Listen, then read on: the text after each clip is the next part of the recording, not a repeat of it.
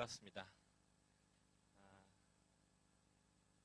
오늘부터 이제 5일 동안 DBS 강의 이제 시작하는데요. 오늘은 기초 성경 연구 개관, 귀납적으로 성경을 본다는 게 무엇인지, 이 DBS가 SBS처럼 그 귀납적인 스킬을 다 사용하지는 않지만 기본적으로는 저희들이 귀납적인 성경 연구를 하기 때문에 귀납적 성경 연구가 무엇인가라고 하는 것에 대해서 개관을 하고요. 그리고 오늘은 빌레몬서를 가지고 그 귀납적인 것들을 좀 저희가 경험하면서 저자, 독자, 역사적 배경, 쓰여진 이유와 그 책이 갖고 있는 그 큰 책 하나 전체의 핵심 주제들, 이런 것들을 이해하는 것이 이 성경 연구에 얼마나 중요한지, 이런 것들을 좀 살펴보도록 하겠습니다. 여러분들 숙제, 정기적으로 하는 숙제에 보면 아마 그렇게 간단하게 있죠. 이게 누가 언제 어디서 기록한 것인가, 이런 것들을 정리하는 것들이 필요한데, 그런 거에 대한 그 개관적인 강의가 오늘 이루어지고 빌레몬서를 가지고 약간의 실습을 해볼 것 같고요. 내일은 욥기서를 살펴볼 것이고, 그리고 수, 목, 금 해서 아마 창세기 이틀, 출애굽기 하루 정도에서 이번 주에 강의가 진행될 것 같습니다. 오늘은 기초 성경 연구 개관 빌레몬서입니다.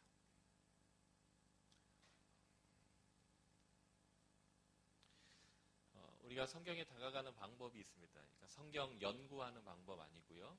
성경에 이제 어프로치, 접근하는 방법을 우리가 한 3가지 정도로 나눠서 살펴본다면 이렇게 살펴볼 수 있을 것 같아요. 그러니까 성경을 우리가 대하는 거죠. 성경에게 나아가서 성경을 대하는 방법을 카테고리화해서 크게 나눈다면 3가지로 나눌 수 있겠다는 것입니다.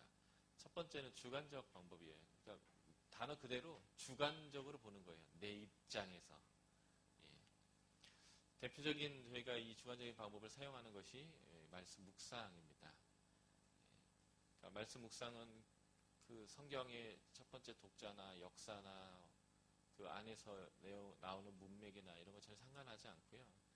내 입장에서 보는 거죠.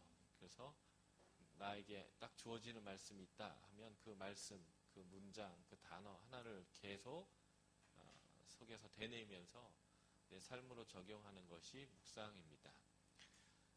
너무 주관적이다 보니까 우리가 이것을 보완하는 것 중에 하나가 성령님의 도우심을 얻어서 성령께서 깨닫게 하시는 것을 우리가 묵상하는 거죠. 그래서 묵상은 잘못된 성경을 접근하는 방법이 아니라 좋은 성경을 접근하는 방법입니다. 왜냐하면 누구나 쉽게 다 할 수 있는 방법이기 때문에 너무 좋은 방법이지만 단점도 있다는 거죠. 그 단점을 표현하는 가장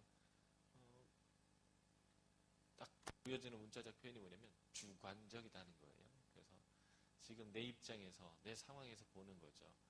때로는 뭐 부교육자가 교회에서 이렇게 일할 때 담임 목사님한테 맨날 이렇게 혼나게 되면 그 상황을 자기 입장에서 이제 나는 잘못한 게 없는데 맨날 혼나는 것 같아, 이렇게 느낄 수 있잖아요. 그런 상황에서 이제 다윗을 묵상하다 보면 담임 목사는 사울이고 나는 다윗이고 이렇게 생각하는 경우가 있어요. 다른 사람에게 봤을 때는 네가 사울이고 담임 목사님이 다윗인데 얼마나 못하고 있는지, 부교육자가 깽판을 쳐서 담임 목사가 맨날 부교육자한테 욕먹고 있는지 모르는 거죠. 예. 근데 자기 입장에서는 늘 그런 거예요. 나는 다윗이고 담임 목사는 사울이고 뭐 이런 식의. 그러니까 너무 이제 주관적으로 자기 입장에서 성경을 볼 수 있는 단점을 갖고 있는 것이 주관적 방법입니다. 두 번째 성경을 접근하는 방법이 있는데 그것은 연역적 방법입니다. 연역적 방법은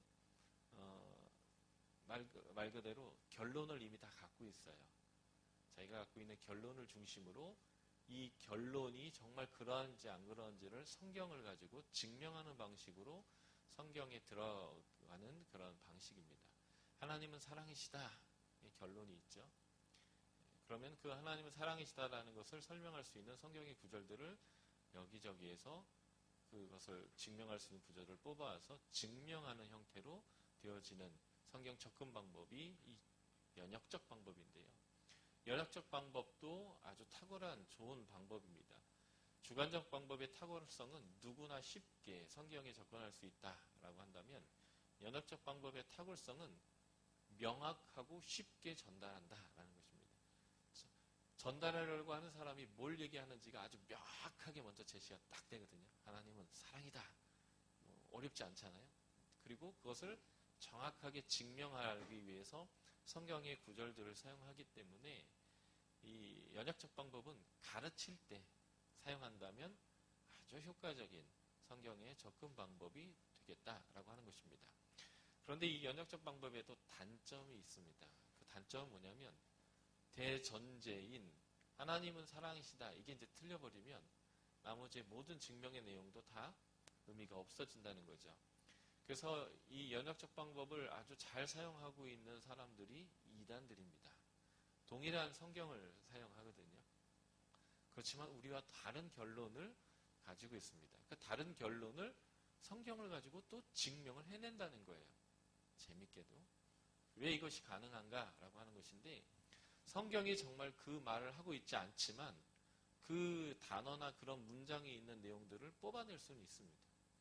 문맥 전체를 보면 정말 그 얘기를 하고 있는 것이 아니고 내용 전체를 봤을 때 그 전체 안에서 이 한 내용은 그 내용이 아닐 수 있지만 그 문장 하나만 딱 띄어내면 정말 그렇게 설명될 수 있을 것 같이 보여지는 그런 내용들이 성경에 있거든요. 그런 것들을 다 나름대로 뽑아내고 그것들을 자기의 방식으로 해석해내서 이 말씀이 정말 그 주제를, 그 결론을 증거하고 있다라는 식으로 잘 짜집어내면 잘못된 결론을 도출해낼 수 있는 그런 내용들이 이 연역적 방법이다라는 것이죠.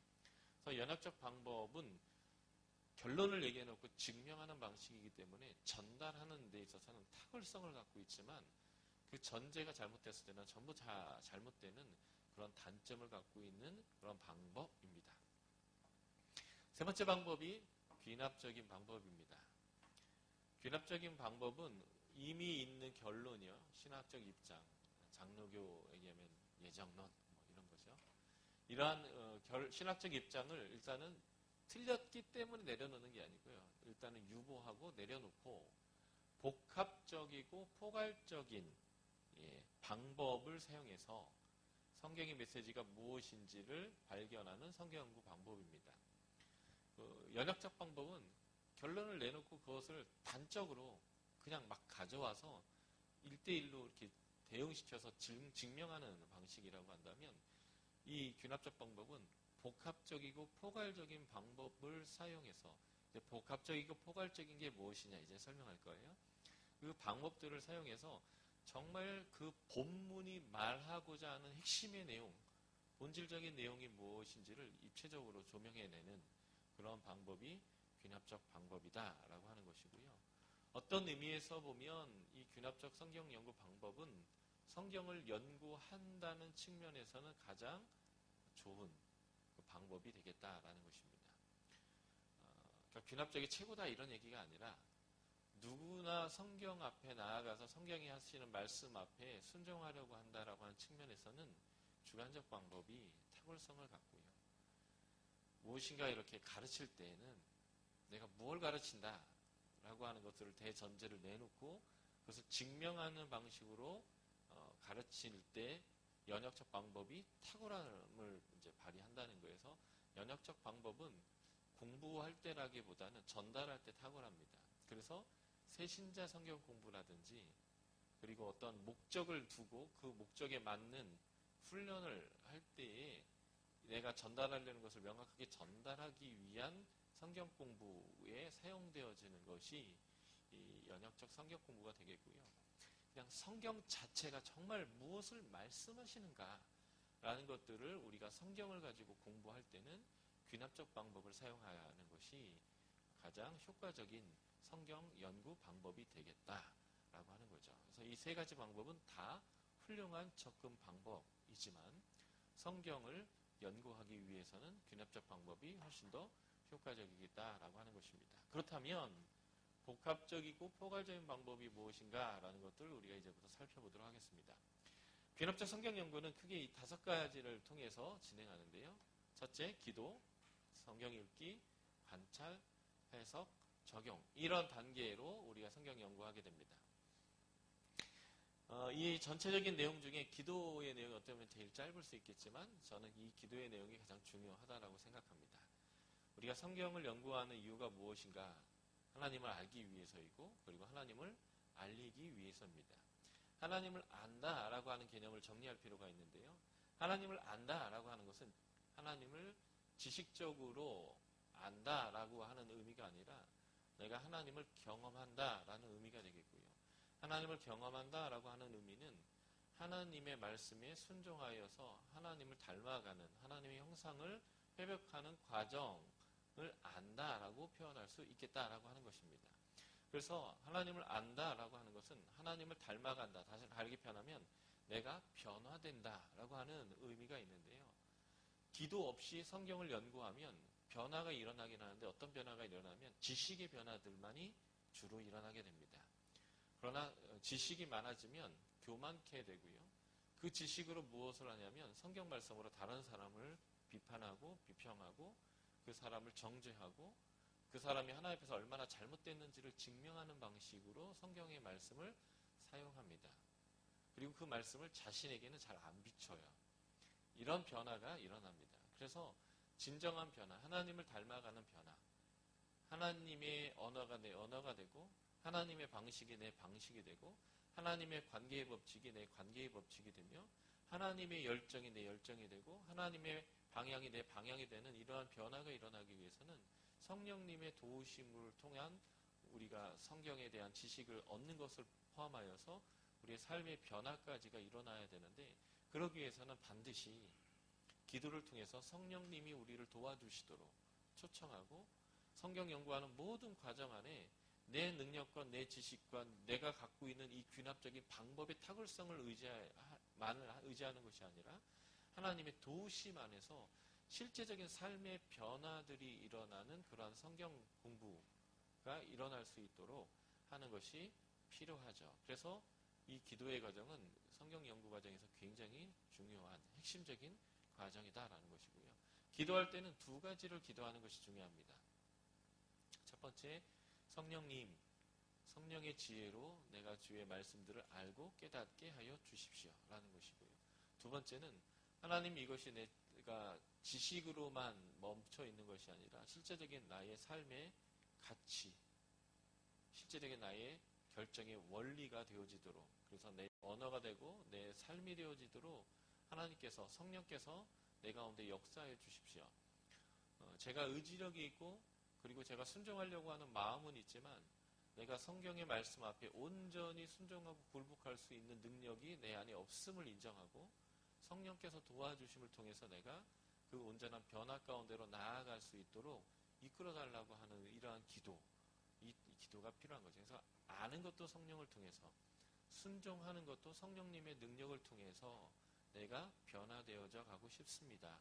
이 모든 성경 연구 과정 가운데 하나님 그렇게 역사해 주십시오 라고 이 두 가지를 기도하는 것이 이 귀납적 성경 연구의 첫 번째 과정인 기도의 과정이 되겠다라고 보는 것입니다.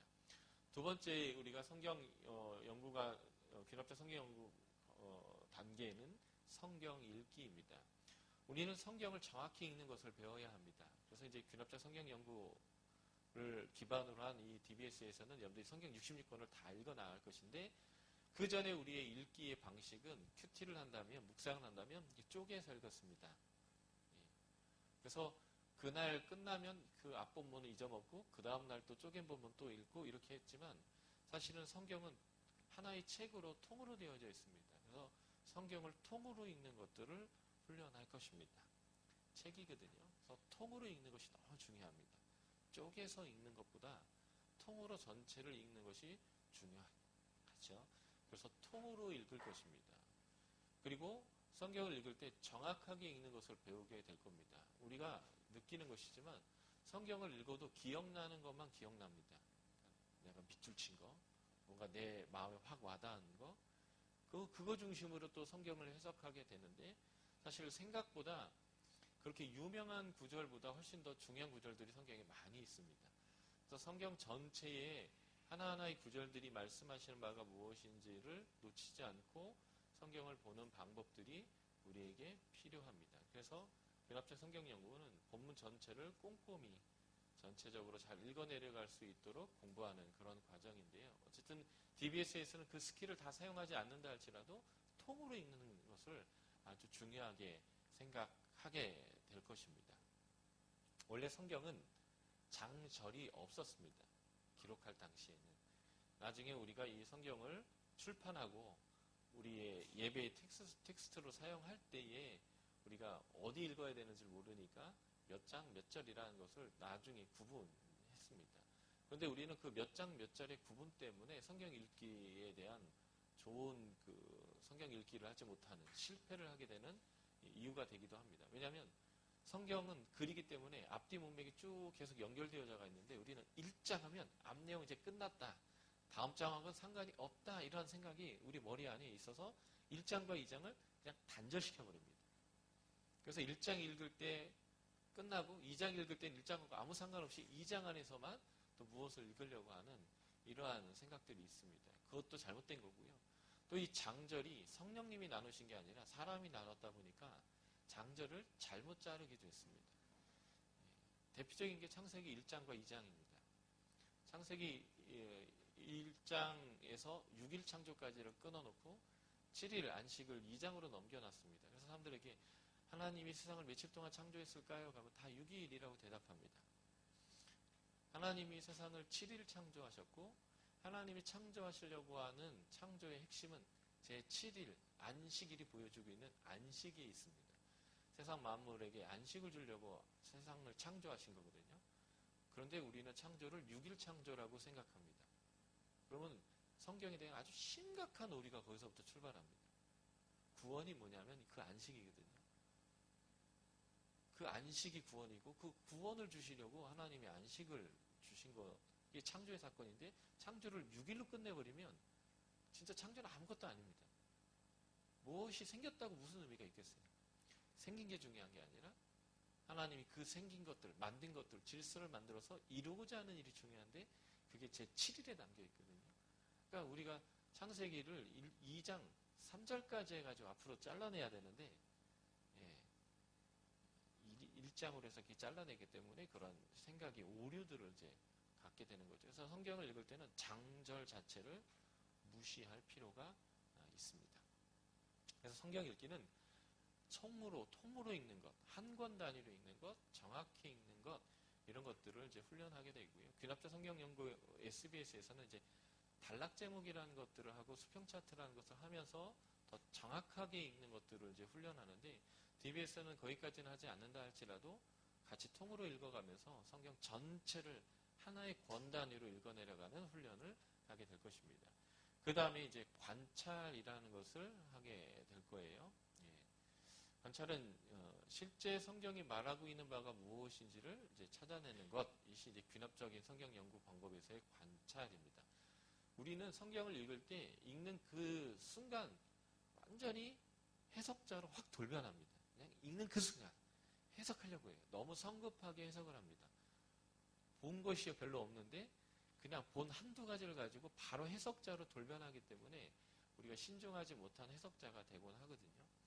그래서 성경은 더 충분히 반복해서 읽을 필요가 있겠고요. 그리고 성경 해석을 하기 전에 본문이 뭐라고 말하고 있는지에 대해서 찾아내야 합니다. 어떤 사건을 말하는지, 어떤 인물을 말하는지, 어느 때에 대해서 말하는지, 아니면 어떠한 중요한 내용들을 반복하고 있는지, 사과가 빨갛다고 얘기하는지, 노랗다고 얘기하는지, 사과가 크다고 얘기하는지, 작다고 얘기하는지, 사과가 여러 개 있다고 얘기하는지, 하나 있다고 얘기하는지, 그리고 그 사과의 품종이 무엇인지, 그냥 있는 그대로, 그 말하고 있는 내용이 무엇인지 그대로를 우리가 잘 발견하고 찾아내고 그것이 무엇인지를 정리하는 것이 관찰입니다. 그런 충분한 관찰에 근거해야만 성경이 말하고자 하는 본래적인 의미의 해석을 우리가 가져올 수 있게 되는데요. 우리는 그것에 대한 충분한 그런 관찰 없이 내 눈에 확 들어오는 뭐 하나를 가지고 감동을 받으며 바로 해석으로 들어가는 이제 실수를 우리가 하곤 합니다. 그래서 관찰은 있는 그대로를 보는 거예요. 그리고 있는 그대로를 볼 때 그 성경을 기록한 저자, 성령의 영감을 받은 저자가 자신의 말하고자 하는 어떤 것들을 잘 설명하기 위해서 부연 설명하거나 더 묘사하고 있는 이런 내용들이 있습니다. 그래서 저자가 무엇을 더 부연 설명했고 무엇을 더 묘사했는가, 이런 것들 있는 그대로를 먼저 발견하는 것, 이것이 관찰이 되겠고요. 해석은 그 관찰한 것에 근거해서 해석을 하는데, 귀납작 성경연구에서의 해석은 우리가 그 기존에 했던 해석과는 조금 더 차이를 두는 해석을 하게 됩니다. 동일한 점은 그냥 그 본문이 말하고 있는 내용이 나에게 직접적으로 해석을 하더라도 문제가 없는 영원한 진리가 있습니다. 예수 그리스도의 구속, 그의 십자가의 사건으로 말미암아 내가 죄의 용서받았고 하나님과의 관계가 회복되어졌고, 그래서 내가 하나님과 친하게 지낼 수 있는 구원, 하나님 안식을 누릴 수 있는 구원이 있다. 이런 내용들은 나라, 민족, 인종, 언어, 풍습 이런 거에 아무 연관없이 언제나 진리인 진리입니다. 하나님이 천지만물을 창조하셨기에 세상의 주인입니다. 이런 내용들은 누구나 어디서나 어떤 사람에게나 똑같은 진리이기 때문에 그것은 영원한 진리라 표현하고 그냥 해석하면 되지만, 그렇지 않은 진리가 있습니다.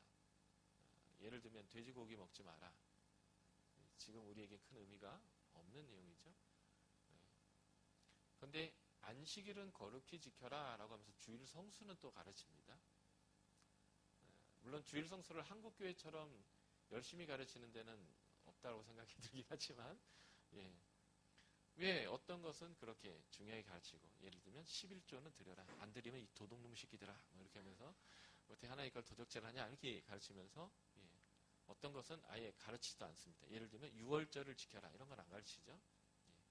그렇지만 또 추수감사절 때가 되면, 맥주감사절이 이번 주에죠. 헌금은 또 많이 드려라, 이런 것도 가르칩니다. 빈손으로 오지 마라, 이런 걸 가지고요. 어떤 것은 강조하고 어떤 것은 왜 강조하지 않는가, 이런 이제 차이들을 이제 우리가 이제 헷갈리게 되는데, 첫 번째 독자라는 사람들이 있어요. 그 독자에게 의미가 있는 것, 그 사람들이 직접적으로 지켜야 되는 것, 이런 것들이 있는데, 우리에게는 첫 번째 독자가 아닌 우리에게는 직접적으로 지키지 않아도 되는 것, 이런 것들이 있습니다. 이런 것을 상황적 진리라고 합니다. 그래서 영원한 진리와 상황적 진리를 구분하기 위해서 우리가 한번 필터링 하듯이 한번 거쳐야 되는 해석의 과정이 있는데, 그것이 뭐냐면 원독자가 누구인가, 그들은 어떤 인종인가, 그들이 유대인인지 헬라인인지 어떤 인종인지, 그리고 그들이 살던 시대가 언제인지, AD인지 BC인지, BC도 700년인지 1500년인지에 따라서 그들의 상황과 문화와 언어와 역사적 배경이 달라집니다. 어느 시대이냐에 따라서 이게 전쟁 상황인지 평화적 상황인지, 이게 유대인의 문화인지 헬라인의 문화인지, 이게 헬라어나 로마어, 라틴어를 사용하는 사람들인지 아니면 히브리어나 아람어를 사용하는 사람인지에 따라서 그들의 상황과 역사와 문화와 배경이 다 달라지게 되는데, 그러한 상황들을 감안해서 명령을 하고 있거나 가르치고 있는 성경의 내용들이 있는데, 그것을 다 배제하고 무조건 그것을 영원한 진리로 받아들이려고 한다면 우리가 성경을 잘못 해석하는 경우가 종종 발생한다라고 하는 것입니다. 그래서 첫 번째 독자에게 이 말씀이 어떤 의미였는가, 그들에게만 의미가 있는가, 우리에게도 의미가 있는 영원한 진리인가 상황적 진리인가 라는 것들을 구분하는 것, 이것이 이제 우리가 귀납적 성경 연구에서 말하는 해석이라고 하는 것입니다. 그전에는 우리가 이 원독자적 관점을 전혀 염두에 두지 않고 그냥 모든 게 영원한 진리고 이게 다 하나님 하신 말씀이니까 이것을 문자적으로 지켜야겠다라고 하는 의미로 성경을 해석하려고 다가갔습니다. 그런 방식으로 성경을 연구해서 가르치는 게 연역적 방법인 경우가 많아요. 그런 방법으로 다가갔기 때문에 자기 소견에 옳은 대로 결론을 내려서 잘못된 사람들을 이단이라고 부릅니다. 그런데 그런 이단이라는 사람들이 성경을 연구할 때 많이 사용하는 방법이 뭐냐면 주관적 방법입니다. 주관적으로 연구해서 주관적으로 받아들이고 그것을 연역적으로 아주 효과적으로 잘 전달해서 사람들을 잘 홀립니다. 그래서 이런 것들을 보완하는 방법이 균합적인 방법이고, 균합적 방법에서 중요하게 우리가 관심을 두는 해석은 일단은 잘 관찰한 다음에 그것이 역사적인 상황과 배경, 원독적 상황에서 영원한 진리인지 상황적 진리인지를 좀 구분해내서 해석을 하게 되겠고요. 거기서 나온 원리가 있다면, 거기서 나온 핵심적인 메시지, 영원한 진리가 있다면 그것이 21세기에 지금 한국 땅에 지금 제주도에 앉아있는 나, 구체적으로 나에게 이것이 어떤 의미가 있겠느냐라는 것으로 삶에 적용하는 것이 적용이 되겠습니다. 보통 우리는 저희 균합적 성경 연구에서 말하는 적용을 해석이라고 많이 생각했습니다. 읽는 그 순간 관찰도 제대로 안 하고서 바로 이게 나에게 어떤 의미가 있는가, 내가 지금 이것을 어떻게 지키고 순종해야 되느냐 라는 관점으로 성경을 읽어서 해석자이면서 바로 적용자로 들어가는 이 과정을 한순간에 했다는 거죠.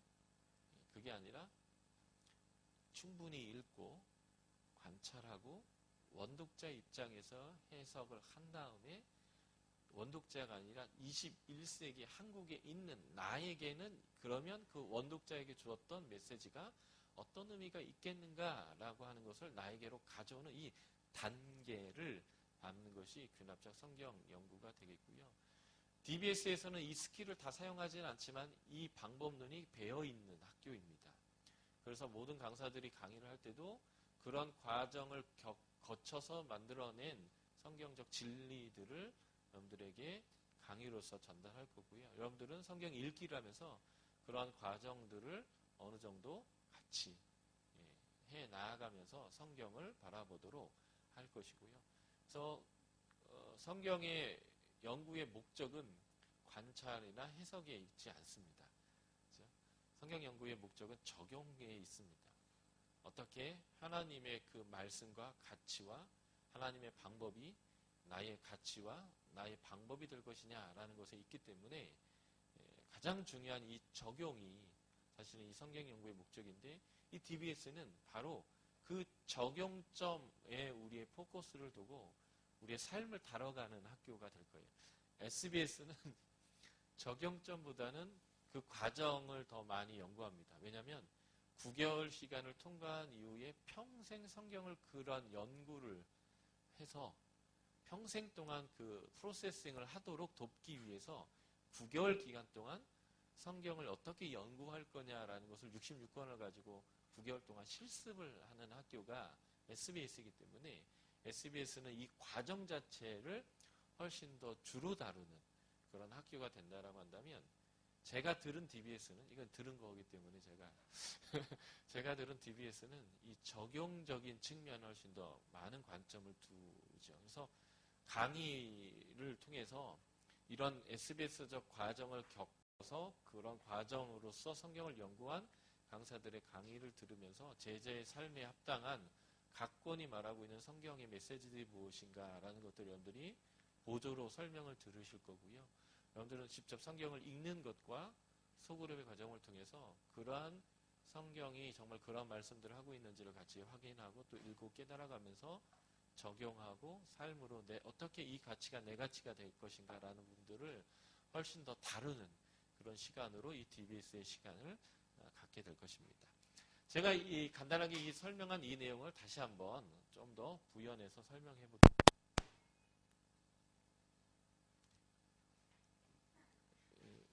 켜주십시오. 네.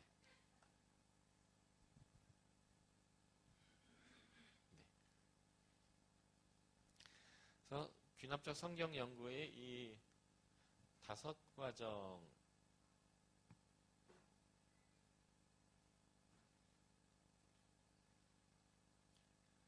대한 내용들을 제가 다시 한번 부연해서 설명해 드리도록 하겠습니다. 방금 얘기한 거에 대해 반복이고요. 이제는 좀 더 자세하게 설명해 보도록 하겠습니다. 복합적이고 포괄적인 방법을 사용한다라고 하는 거예요. 이 말은 주관적 방법이나 연역적 방법이 너무 단편적 방법을 사용했기 때문에 성경을 접근하면서 너무 자신이 보고 싶은 대로 읽고 자신이 가르치고 싶은 대로 가르쳤다는 거죠. 그러기보다는 훨씬 더 안전하게 복합적이고 포괄적인 것으로 봐야 되는데, 우리가 왜 성경을 복합적이고 포괄적으로 봐야 하는가? 왜냐하면 성경은 글이기 때문에 그렇다라고 하는 것입니다. 글은 문맥이 굉장히 중요합니다. 그래서 어떤 한마디를 한 거예요. 예를 들어서 나 너 싫어 라고 말했을 때 그 말이 앞에 어떤 이야기들이 있었느냐에 따라 내가 너 싫어 라고 하는 것이 무슨 의미인지가 달라진다는 것입니다. 왜냐하면 앞에서 남자친구가 여자친구에게 너무 잘해주고 방금 다이아 반지와 이렇게 꽃을 선물했는데 나한테 이렇게 너무 잘해주는 게 싫어 이렇게 얘기했는데 사실은 웃으면서 밝게 얘기했어요. 그러면 그 싫다는 말이 너무 좋다는 말을 반어적으로 사용한 말일 수도 있거든요. 당신 나한테 너무 이렇게 잘해주지 마. 이렇게 잘해주지 말란 얘기일까요? 아니면 너무 잘해줘서 내가 감당하기 어려우니까 좋긴 너무 좋은데 불안해. 그렇지만 계속 잘해줬으면 좋겠어. 이런 의미일까요? 그러니까 글이라는 게요. 앞뒤의 이야기 전체를 봤을 때 지금 하지 마, 싫어, 미워라고 했지만 너무 좋아, 죽겠어, 사랑스러워 이렇게 얘기할 수도 있는 거거든요. 근데 그거를 똑 떼어내가지고 싫다고 했어 라고 얘기하면 안 되는 거예요. 그러니까 글이라는 거죠. 성경은 하나님의 말씀이지만 인간의 글에다가 하나님의 계시라고 하는 의미를 담았습니다. 그래서 글이라고 하는 인간의 그 툴을 사용하기 때문에 문맥이 중요합니다. 이야기 진행의 플롯도 중요하고요. 스토리로 되어 있다면 그 문맥을 놓쳐서 한 구절 똑 떼어내면 완전히 다른 의미가 될 수 있는 게 성경이라는 것입니다. 그래서 복합적이고 포괄적인 방법 중에 하나가 뭐냐면 문맥을 중요시해야 한다라는 것이고, 그렇게 해야 되는 이유가 무엇이냐면 성경은 글이다라고 하는 것이죠. 고린도전서 14장을 우리가 한번 예로 한번 찾아보시겠습니까? 고린도전서 14장은 은사에 대해서 얘기합니다. 은사에 대해서 얘기하는데 특별히 방언과 예언에 대해서 말하고 있는 그런 구절인데요. 이 고린도전서 14장은 방언보다는 예언이 훨씬 더 나은 은사다라고 말하면서 성경에는 은사에도 차별이 있고 등급이 있다라고 말하는 것처럼 말합니다. 한번 볼까요? 고린도전서 14장 5절 4절부터 읽어볼까요? 14장 4절 5절 같이 읽겠습니다. 시작.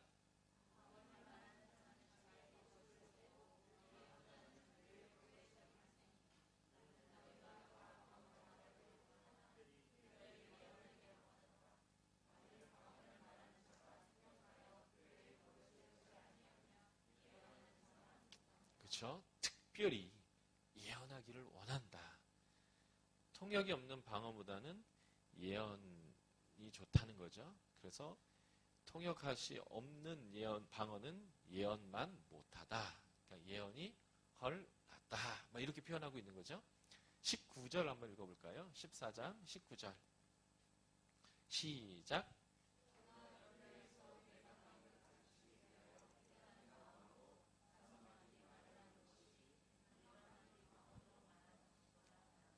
예, 남을 가르치기 위하여 깨달은 마음으로 5마디 말하는 게 예언입니다.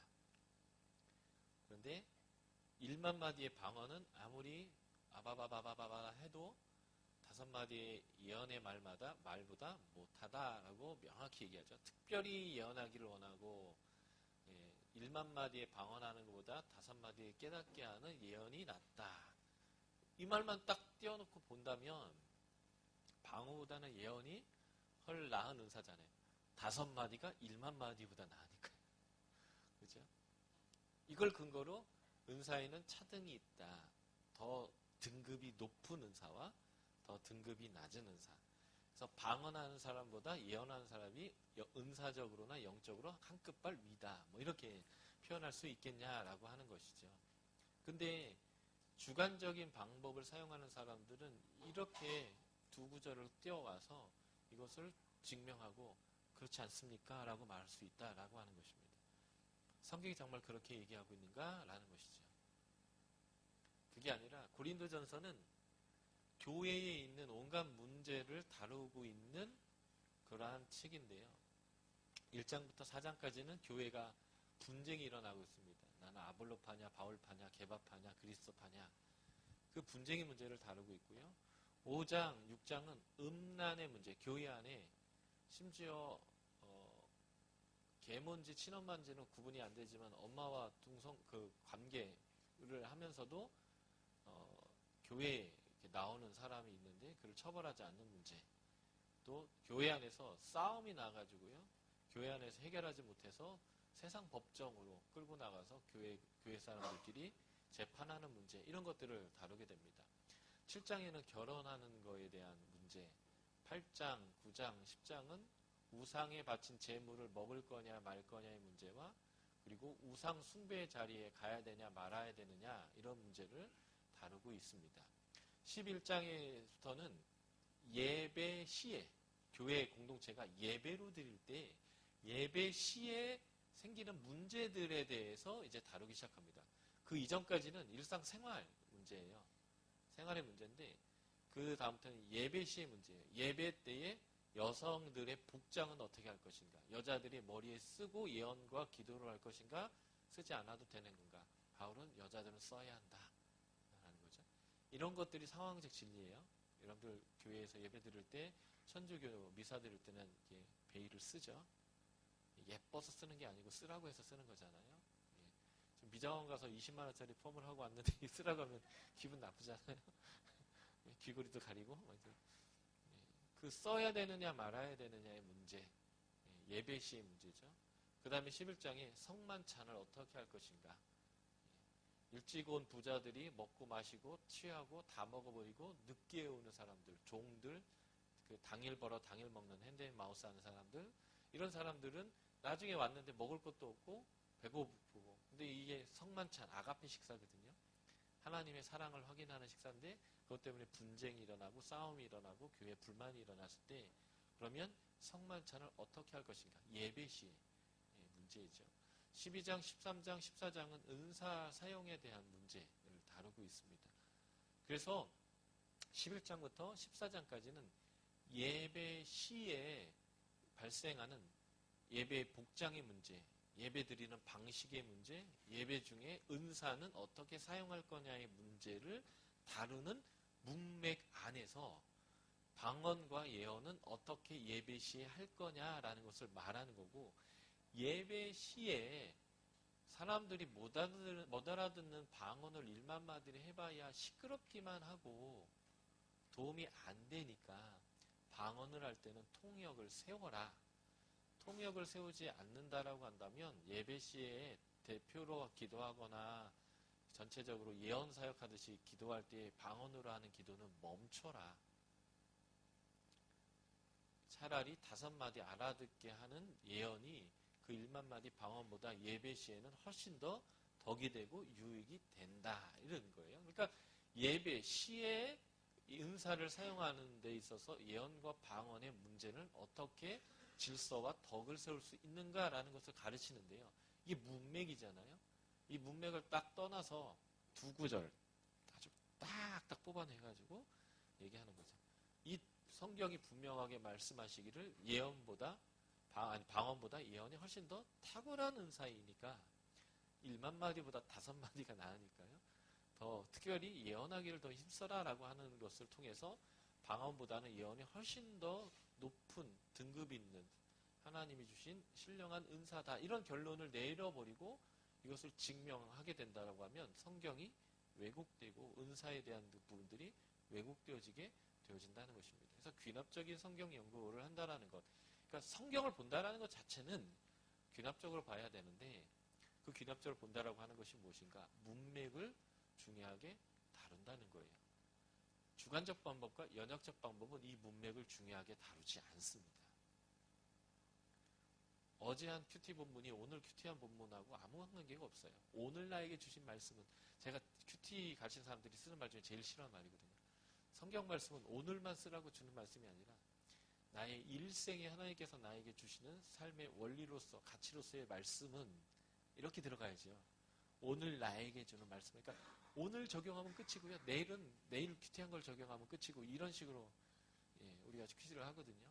큐티는 그날 그 본문만 보더라도 내 일평생의 나의 삶의 가치가 되고 원리가 되는 말씀은 이렇게 접근해 들어가야 합니다. 어쨌든 간에 어제 다르고 오늘 다르고 다른 거예요. 계속. 그래서 어제 얘기가 문맥으로는 쭉 연결돼서 오늘 본문에 영향을 줘도 나는 어제 본문은 상관하지 않고 오늘 본문에서 내 눈에 꽂히는 문장, 꽂히는 단어, 꽂히는 사람, 이런 거를 가지고 묵상을 하기 때문에 해석에 대한 오류가 생길 수 있는 가능성이 높아지는 거죠. 균형 잡힌 신앙을 갖고 있으면 그런 오류를 줄일 수는 있지만 그런 오류가 발생하게 된다는 것입니다. 그래서 성경은 글이기 때문에 문맥을 중요시해야 되고요. 그래서 이렇게 고린도전서 11장부터 14장까지의 하나의 문맥이 있을 수 있고요. 아니면 성경 전체, 한 권 전체가 갖고 있는 문맥이라는 것도 있을 수 있습니다. 그래서 성경의 어떤 한 구절이 성경 전체의 문맥 위에서 해석되어져야 되는 그런 구절이 있다는 거예요. 예를 들면 우리가 내일 볼 본문이지만 욥기서 8장 7절에 보면 이 욥을 찾아온, 욥이 고난당하고 있다는 소식을 듣고 찾아온 세 친구 중에 하나인 수아 사람 빌닷의 말 중에 우리가 아주 잘 아는 유명한 말이 있죠. 내 시작은 미약하였으나 내 나중은 심히 창대하리라. 그래서 이런 거 현판으로 막 만들어가지고 그 사업 시작하시는 분한테 목사님 이렇게 또 들고 가가지고 딱 직접 걸어주고 막 그러잖아요. 이 말씀은 사실은 욥과 세 친구의 논쟁, 그리고 엘리후라고 하는 젊은이와의 논쟁 후에 하나님이 나타나셔서 니들이 했던 모든 말에 대한 하나님의 종합적 평가를 내리시는 구절이 있어요. 그게 바로 욥기서 42장 7에서 8절입니다. 여기서 너희가 라고 지칭하는 사람은 세 친구예요. 너희가 나를 가리켜 말한 것이 내 종 욥의 말같이 옳지 못함이라 라는 말이 이 두 구절에 똑같은 어구로 두 번이나 강조해서 반복하고 있습니다. 그러므로 욥기서에 의하면 이 말씀에 근거해서 이 구절은 아무 의미도 아무 가치도 없는 쓰레기입니다. 이제 내일 욥기를 제가 더 설명드리겠지만 욥기서가 갖고 있는 문학적 장르와 욥기서가 갖고 있는 이제 지혜 문학적 특징과 욥기서의 전체 문맥 안에서 무엇을 말하느냐를 놓치고요. 욥기서의 내용들을 가지고 부분적으로 묵상을 하면 안 된다는 거예요. 제가 성경을 가르칠 때요. 욥기서는 묵상하지 마십시오라고 저는 가르칩니다.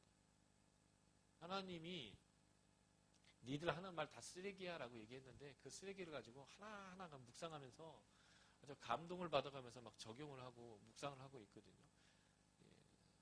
사실은 그럴 묵상을 하는 책이 아니에요. 욥기서는요. 지혜 문학이기 때문에 한 권의 통의 메시지를 가지고 일단은 해석을 하고 그 입장하에서 나머지 본문들을 바라봐야 되는 그런 책인데도 불구하고 부분적으로 막 묵상하면서 은혜를 막 받아내면 안 된다는 거죠. 사실 욥기의 세 친구의 말은 구약 신학적 입장에서는 석학들이 하는 틀린 말이 하나도 없는 말입니다. 그런데 하나님이 니들 말은 다 쓰레기야 라고 말하고 있다라고 한다면 무엇을 말하려고 하시는가라는 것들을 그 책 전체에서 봐야 되는 거거든요. 그것은 내일 보더라도 그래서 한 권 한 권 전체적 메시지, 핵심 주제와 쓰여진 이유가 무엇인지를 통으로 계속 읽어가면서 발견해내야만 이 성경이 말하고자 하는 바를 우리가 제대로 해석할 수 있게 되는 경우가 허다하다라는 것입니다. 그런데 주관적 방법과 연역적 방법으로서의 성경 접근 방법은 이것을 배제하고 하는 거예요. 그러다 보니까 실제 성경이 말하고 있지 않은 바를 자신의 그 그 주관적 입장에서 연역적으로 전달하면서 성경을 가르치기 때문에 오류가 발생한다는 거죠. 그래서 복합적이다라는 것은 성경이 글이다라는 것을 인정해 주는 것이고 문맥을 중요하시는 건데 문맥은 작은 문맥도 있지만 한 권 전체의 문맥이 그 성경 전체에 있어서 중요한 경우가 있다. 그래서 전체를 읽어야 한다. 전체를 읽을 때 이 책이 쓰여진 이유와 이 책이 쓰여진 이유가 무엇인지를 설명하고 있는 그 핵심적인 주제, 테마가 있어요. 그게 무엇인지를 찾아내야 됩니다. 특히 욥기 같은 책들이 이것들을 잘 찾아내야 나머지 전체의 구절들을 해석하는 하나의 중요한 그 관점을 갖게 됩니다.